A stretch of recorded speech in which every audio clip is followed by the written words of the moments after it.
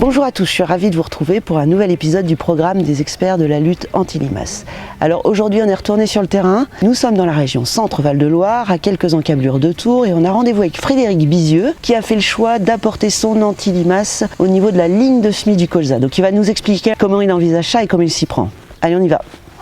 Bonjour Frédéric. Bonjour Hélène.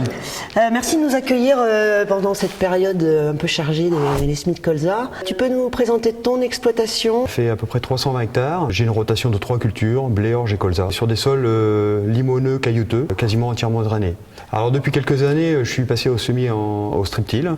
Et donc j'ai acheté un semoir spécifique pour semer les colzas. Bon, on va voir ça? Oui, on y sans va. problème.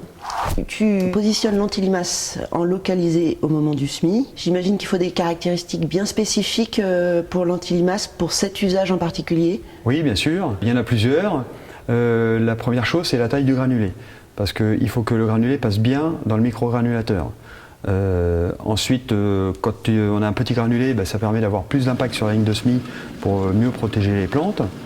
La deuxième chose, c'est il faut que le granulé se tienne bien pour éviter qu'il soit cassé aussi au niveau du microgranulateur, donc une bonne qualité de granulé.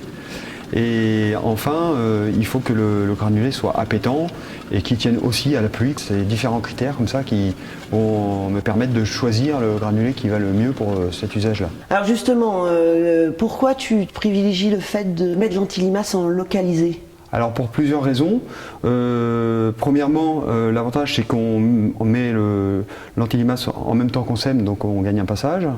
Ensuite, ça permet de faire du localisé, donc on a une meilleure protection sur la ligne de semis pour bien protéger les jeunes plantes et en mettant des quantités moindres. Et deuxièmement, ça limite le risque parce qu'on sait bien que le colza est très sensible aux limaces et que quand on arrive trop tard, après il y a déjà des dégâts de fait, quoi. Alors on a vu que tu utilisais pour cette campagne l'Aerodmax MG. Est-ce que c'est parce que c'est a priori un produit qui va répondre à tous les critères que tu nous as détaillés? Oui, tout à fait, oui. Donc c'est un nouveau produit donc en microgranulé qui permet de passer dans le microgranulateur. Donc un granulé de petite taille, il correspond à tous les critères dont j'ai besoin. Et en plus, c'est un produit de biocontrôle. Et donc en termes d'efficacité, tu en attends exactement la même chose que l'Aerodmax Pro par exemple? C'est un produit que j'ai déjà pu utiliser, l'Aerodmax Pro, et qui est très, très efficace. Et donc oui, j'en attends une bonne efficacité également.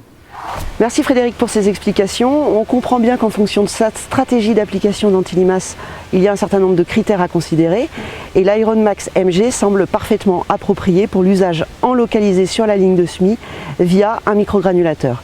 Moi je vous dis à très bientôt pour un nouvel épisode.